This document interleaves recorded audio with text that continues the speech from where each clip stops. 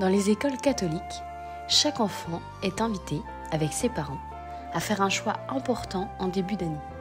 Suivre les cours de culture chrétienne ou de catéchisme.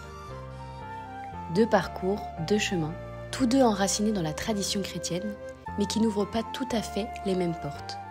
La culture chrétienne, c'est découvrir les grandes figures bibliques, les fêtes liturgiques, les valeurs humaines et spirituelles qui ont façonné notre culture. Un regard enrichissant sur le christianisme sans démarche de foi. La culture chrétienne, c'est comme un peu le caté, mais on apprend moins de la vie de Jésus. On essaie d'apprendre la laïcité. En ce moment, c'est sur les cathédrales. On a vu le style gothique et le style romain. On apprend un peu des fêtes, donc Pâques, Noël, des fêtes comme ça. Du coup, on explique pourquoi est-ce qu'on les fait. Plus longtemps, on a vu le carême. Ouais. Donc, ce qui se passait pendant le carême. Donc pourquoi le carême dure-t-il 40 jours? On apprend plein de choses et... On apprend au moins des choses parce que des fois, on peut se poser des questions. On apprend des choses qu'on ne savait pas auparavant. Et il y a des choses qu'on ne savait même pas que ça existait. On apprend ça en culture chrétienne.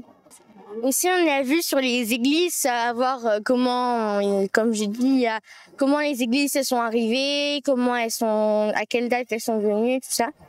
Le caté, lui, va plus loin. Il permet aux enfants de grandir dans la foi, de poser leurs questions, de découvrir la prière, les sacrements et de cheminer vers Dieu au rythme de leur âge et de leur cœur. Le caté, c'est un moment de partage, de joie. Ça raconte la vie de Jésus. Et ça sert à nous rassembler. Ça apprend aussi à se reposer et à apprendre l'histoire de Jésus. On fait plein de choses. Moi, j'adore ça en tout cas. On apprend ce que Jésus faisait avant. Caté, on est aimé par les autres. Moi, ce que j'aime, c'est qu'on fait des travaux d'équipe et qu'on est ensemble. Et qu'on prie ensemble, qu'on discute de choses sérieuses. Et ça, moi, je trouve que c'est bien. Ça nous fait grandir dans l'amour de Jésus. On apprend des choses.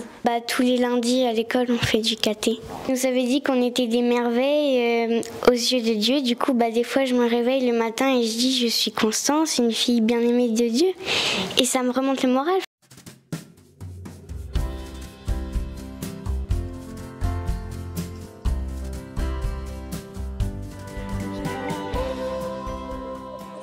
C'est chanter et penser à Jésus en même temps. Je prie quand je vais pas bien, comme quand je vais bien. Moi, j'aime bien prier en classe. Je me dis, Jésus, lui, il va pas le répéter à plein de personnes, ce qui va pas. Je sais que je l'ai confié à quelqu'un et je me sens moins seule. Surtout, moi, je veux l'aimer parce qu'il m'aime. Je veux lui rendre l'appareil.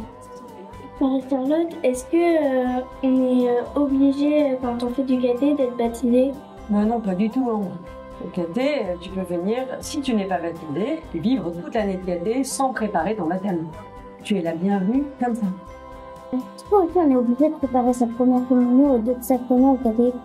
À ton avis? Non, non, t'as raison, on n'est pas du tout obligé. On peut venir au caté juste pour découvrir mieux qui est Jésus, pour apprendre à prier, mais on n'est pas du tout obligé de préparer sa première communion ou un autre sacrement comme tu veux.